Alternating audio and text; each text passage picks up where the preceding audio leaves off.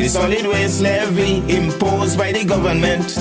Pay the levy, it's a token fee to keep our country decent. $25 a month you say give you stress, but that is nothing to clean up we mess. Be a good citizen of our Queen City, go water department and pay the levy.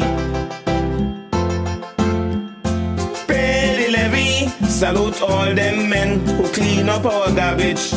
Pay the levy, they sacrifice their time to clean up where we live. You say you're only paying water in water bill, but you might just end up like Jack and Jill. The first $25 go to the levy, and you don't realize you owe for the water still. Good evening, viewers, and welcome to this another edition of Sweep. This information program is hosted and coordinated by the Nevis Solid Waste Management Authority in collaboration with Nevis Television.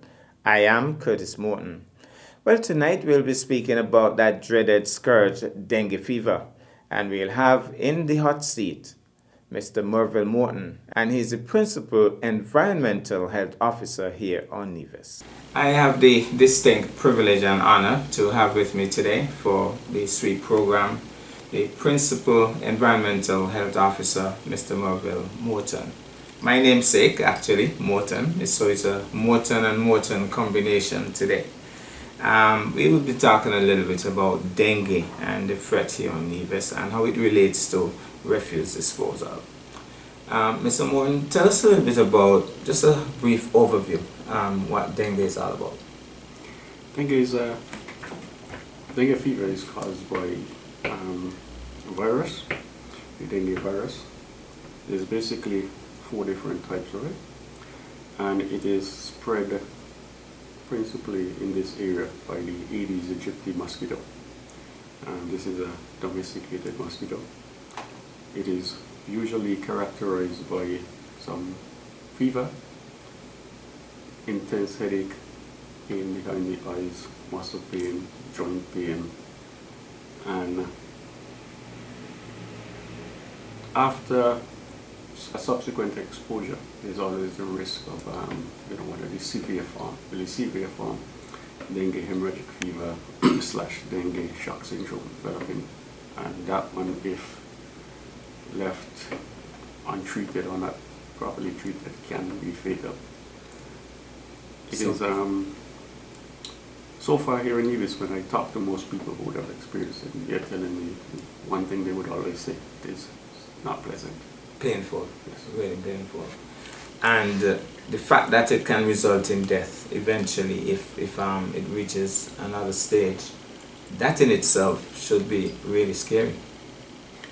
It should, because like I say, there's some people, based on what we see here, especially children, because it's affecting a lot of children, and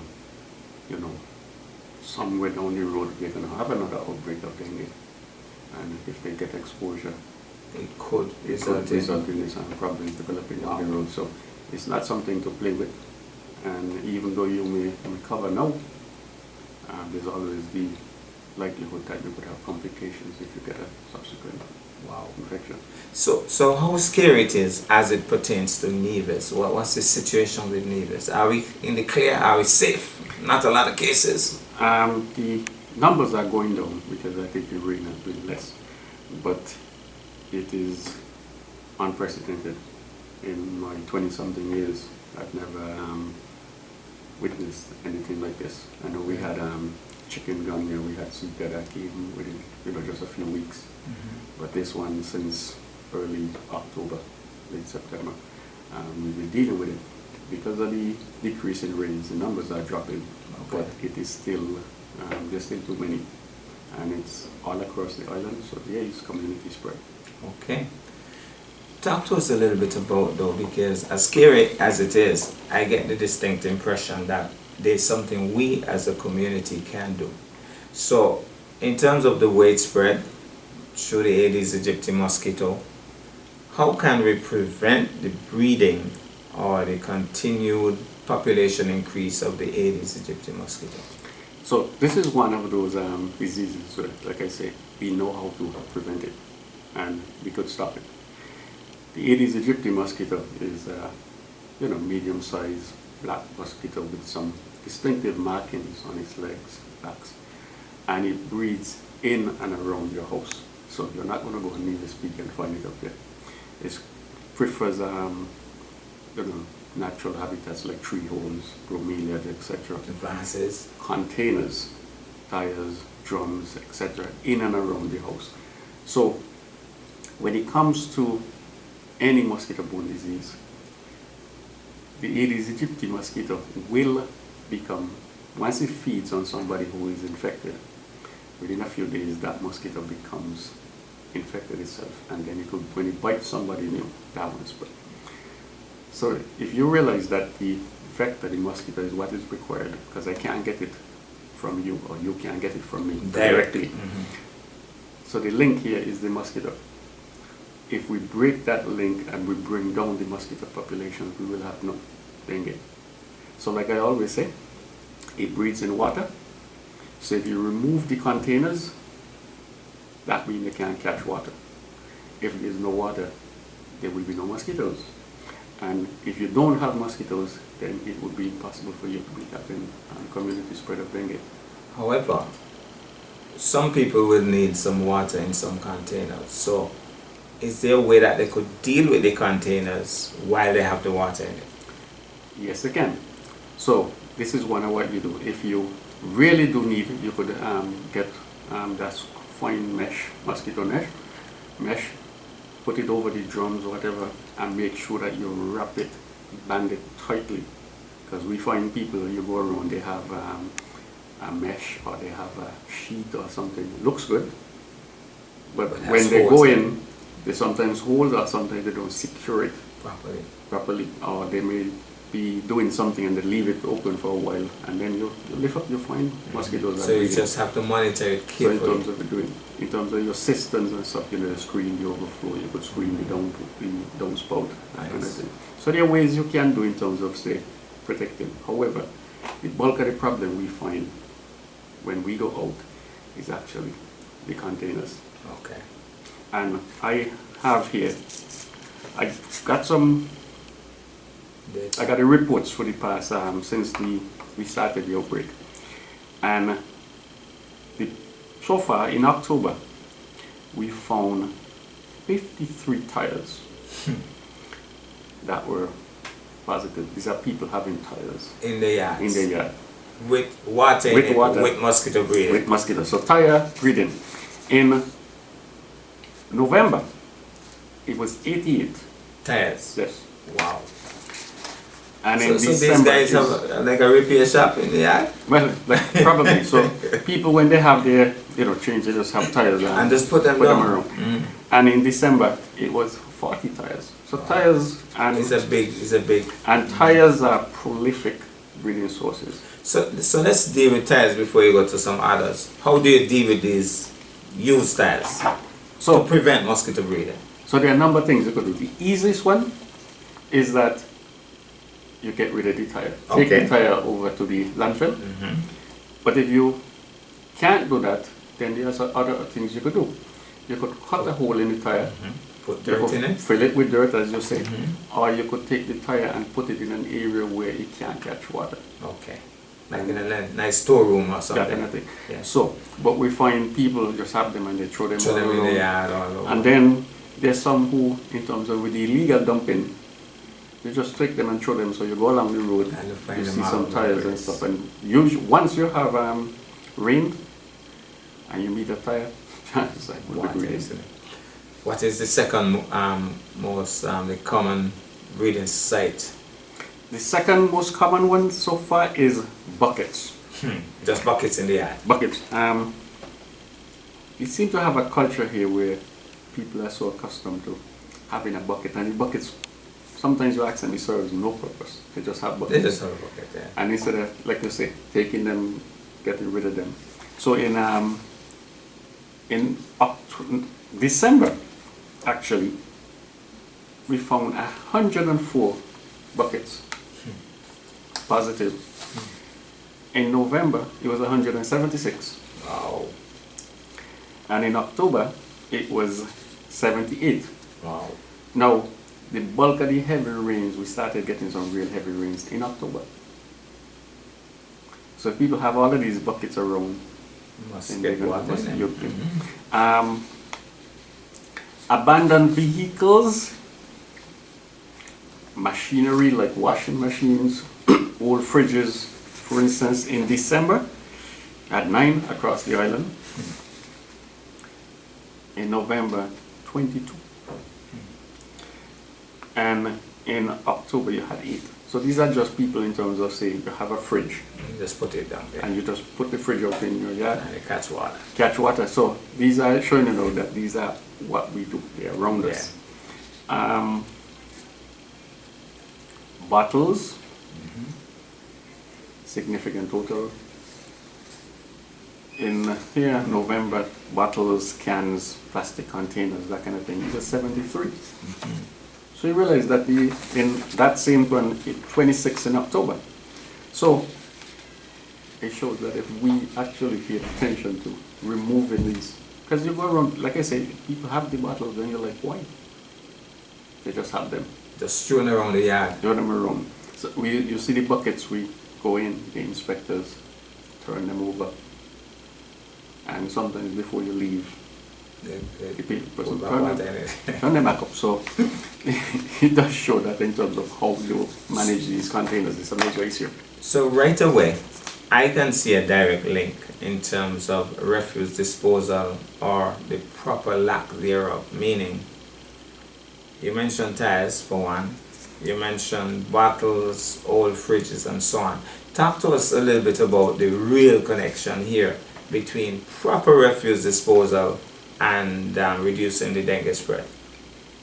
So if you, when it comes to refuse disposal, you do not want to store water, containers that has the potential to hold water on your property. And then if you hold them, like I said, you're supposed to secure them and make sure. But if you're just going to have them laying around, or you just to engage in illegal dumping, once you have rain, water would collect in them, and they will breathe. It is that easy.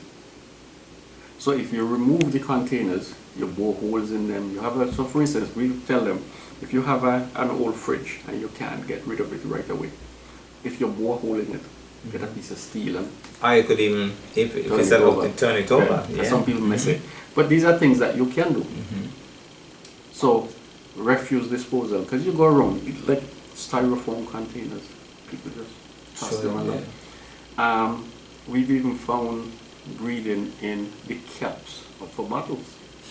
And mosquitoes don't need a lot of water to breed. So that is the thing. So in terms of, say, waste disposal, we talk to people, tell them, clean up your properties, remove these containers. A lot of times you'll find that even, clearing your yard, cutting the grass, because sometimes you have these containers and they're down within the grass and that kind of thing. So the link is easy for you to make. You tell them, take this stuff to the landfill. Cleanliness is next to godliness. Apart from that too, there's no way in Nevis that would have a proper excuse, because I think the refuse disposal trucks pass by practically every single property at least twice a week, if I'm correct. At least twice a week. So if you're saying, well, I didn't see the truck, I could, whatever, you have the truck available to get rid of your waste material. Yeah, that's so true. It's true. And then we sometimes, like I go around and I see tires, and I'm like, why would a tire be in a yard? Because if you change the tire, chances are you did it at a tire shop. So when you bring the old tire home and put it down in the yard, why the old tire? Makes no sense. So there's another aspect of dealing with these stuff. Let's talk a little bit about, like, if you have fish in a copper with water, or if you're going to use oil as a temporary. I know it's more temporary, but talk to us a little bit about some other measures that could be used. So you use fish, guppies, that kind of thing as biological control. So if you have a copper and you just put some fish in it, the fish is going to feed on the larvae and the eggs. So that will take care of it. Drums, there are some people who would have drums and they have fish in it.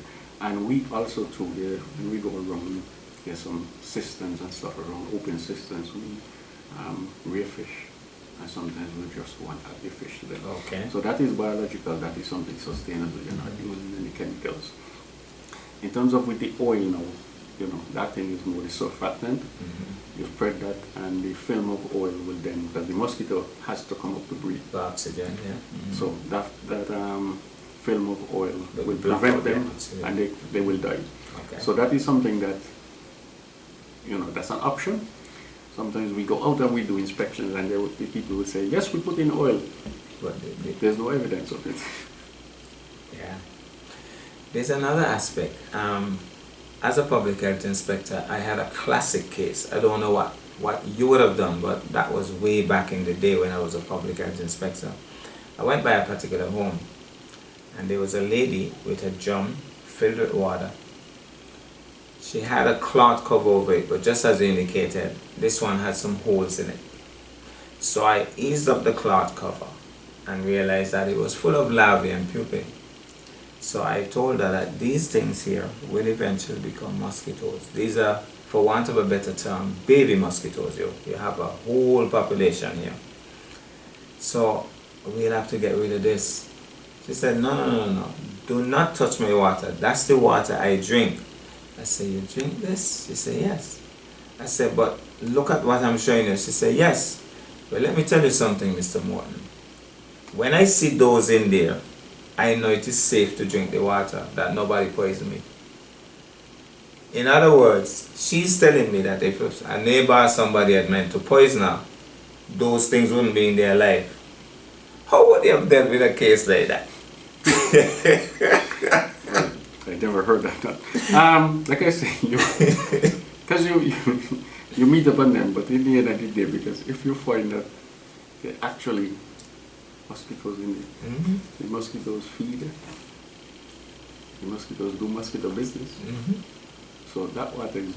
Well, I really try to educate her, but you know that some people set in their ways. Because we meet upon some people, they would have and they would tell you, under no circumstance will you turn over my water. Sometimes we have to go get the police. Wow.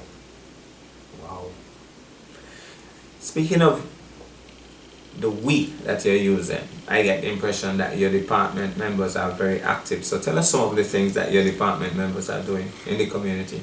Well, we have our district officers assigned to, so they would go out and, in terms of household inspections, they're responsible for that. Sometimes we get complaints, people would call in because that dengue is increasing.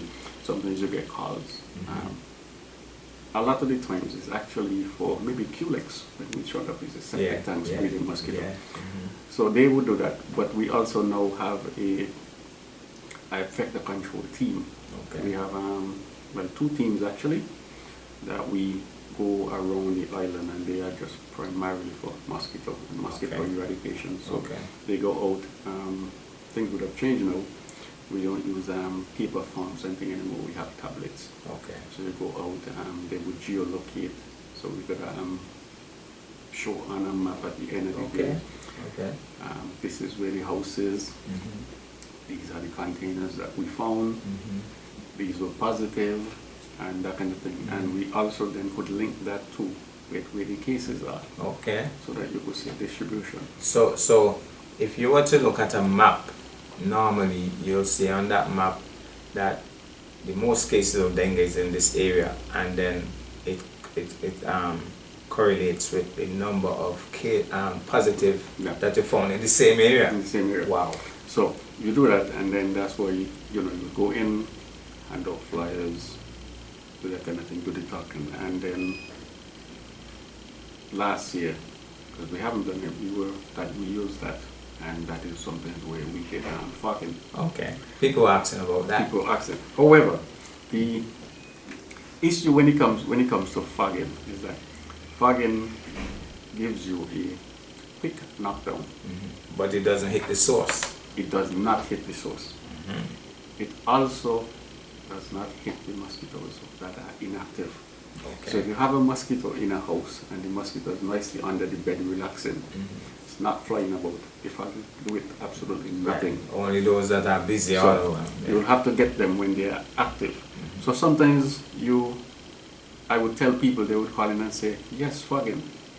We go out and fog. And they shut up the window. Some of them shut up the window. Or some would say, the fog ain't work. What? Because in the night, you have mosquitoes again. And then I would tell them, I said, the fog did work, but it was the type of mosquito that we were targeting. We were targeting Aedes aegypti. This one is going to bite you throughout the day, not in the night. Another mosquito is going to bite you in the night. But the thing that I always use to them is say, if you choose to go to the supermarket and get a can of pop, and every night you spray your house, Still not getting to the source. you have not gotten to the source. So I always say, go out into your yard, Check all the check containers. all the containers. If you need help, call us. Nice. People, when they call us and they go, we go in, we usually find maybe it's a septic tank or Or something. something. And they would, because it's always the not in my neighbor. Yeah. Well, not It's in my not backyard. in my yard. backyard. It's always So, from my neighbor. It's my neighbor. So we check. Like, Yeah. no. If the mosquito is here, chances are it is Within within this close to you. proximity, yeah. So that when it comes to fogging, and fogging is not something, because we're using some pretty toxic chemicals too. You have to think about the workers who are applying it and their health. That's Because true. even though they put on respirators and Yeah. goggles and that kind of thing, they are exposed to Yeah, it. that's true. So it's not something you want. And You on would a have known. constant basis, yeah. There's some stories that a lot of these officers and vector control officers from the 60s and 70s who used to go around and do, a lot of them developed some serious health Problems. issues down the road. Wow. So you have to be careful, and it has to be targeted. The fog also will kill like bees and stuff. You don't want to go. Yeah, So yeah. we don't take it lightly in terms of when we Fogging, fog. yeah. I know that there. It has to be calculated and Yeah. strategic. I know that there's some people that come and they're like fog, Yeah, but it doesn't work that way. So it has to be calculated and strategic, and you can't just get up willy-nilly and fog. It has to be properly planned, carefully executed, basically. That's the thing. And then what I find very frustrating, I got to admit, is that you're going out with fogging, and sometimes I would be in the vehicle with the loudspeaker and you see people and you on the mic and you say, remove the tires. I remember we were up Government Road, this person had some tires and stuff, and I'm saying, please remove the tires and stuff, and they're just watching me. And could you imagine coming along with the fog? Because even if that tire doesn't have water, once rain falls, that becomes a breeding source. So we try to tell them source reduction, that is the That's the first, that is the one. The fogging, yes it does have, because sometimes you want a quick knockdown, but it's not something that you could rely on. And then there's always the potential that the mosquitoes that would not have received a lethal dose, there's a potential then that these mosquitoes will build up resistance. And then you find that it doesn't work. As I'm talking about resistance, the chemicals, the chemicals that we used to use back many years I ago. noticed you said we used to, because we used to. Yeah. You guys don't use So, it anymore. we don't use it anymore. Okay. And the thing with that is because the overuse of it Builds up resistance. across the Caribbean, we realized that the mosquitoes built up a resistance to it. Okay, so we just had a conversation with Mr. Merville Morton, the Principal Environmental Health Officer here in Nevis. We're talking about the scary situation of dengue spreading across Nevis and how we as a community can reduce the spread of this deadly disease. Mr. Morton, any final words, any appeal to the general public? I know that this is your refuse disposal show, and like I said, public health inspector, so we do Work hand in hand. And what is the irony here is that you find too many people now. There seem to be, I think there's more like a distrust, or in the past when probably when you were working, you would go and you tell somebody, clean up the yard, get rid of these containers and there. Nowadays, it's a different culture. Yeah.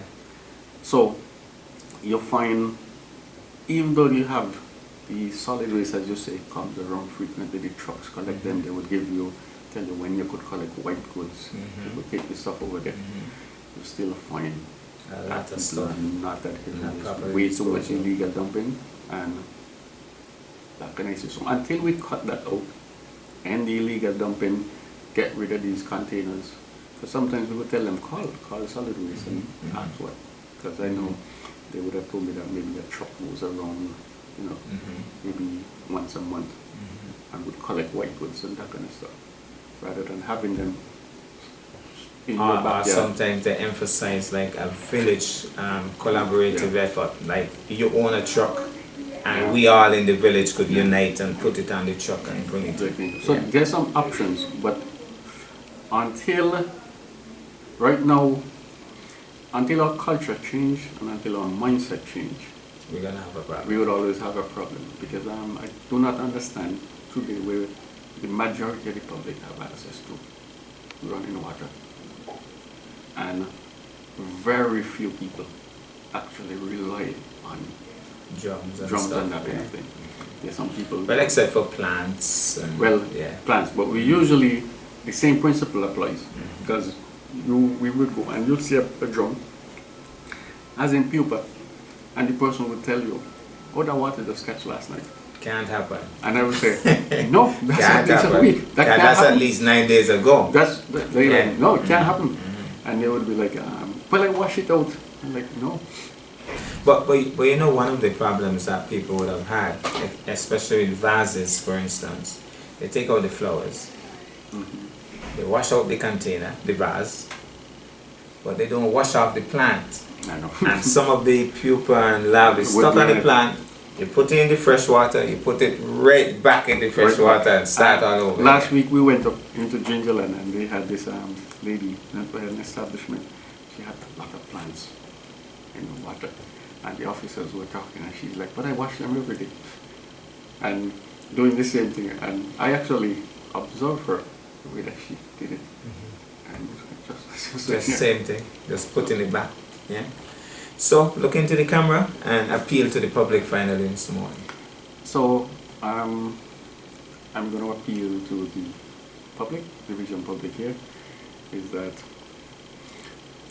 dengue fever is not something that we should take lightly. It pains me when I see, when I talk to somebody and they're telling me that their 3-year-old is here crying with dengue. So it is something that we can prevent if we remove the breeding sources. So I would just make a plead, ask everyone to go around their property and try your best to remove these containers. Thank you. Thank you so much. And all the best with your work, and it's tough work, but all the best to you and your staff. Thank you.